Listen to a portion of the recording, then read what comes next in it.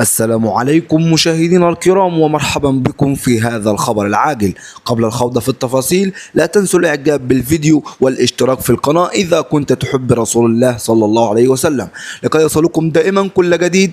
أكدت رئيسة الوزراء بإيطاليا جورجيا ميلينيو أنه من الضروري كشف الحقيقة الكاملة في وفاة المهاجر المغربي عبد الرحيم فاكر بمدينة بولونيو، وتحديد أي مسؤوليات محتملة بأقصى درجات الدقة والصرامة، مع عدم إصدار أحكام مسبقة أو محبات لأي طرف في المقابل. اعتبرت ميلينيو في تغريدة على منصة إكس أن لا شيء يمكن أن يبرر ممارسة العنف ضد قوات الأمن، مضيفة أن الذين اختاروا استغلال هذا الحدث ذريعة لإضرام النار في المدينة والاعتداء على عناصر الأمن ونشر أعمال العنف مع تعريض السلامة الجسدية للمواطنين للخطر لم يكونوا يبحثون عن الحقيقة بل كانوا يسعون إلى المواجهة. وأكدت المسؤولة الإيطالية على تأجيج مناخ من الكراهية ونزع الشرعية عن جهاز أمني بأكمله يعد عملا بالغ الخطورة وغير مسؤولة، وأضافت موضحة أن تحويل آلاف النساء والرجال الذين يرتدون الزي الرسمي إلى أهداف يعني استهداف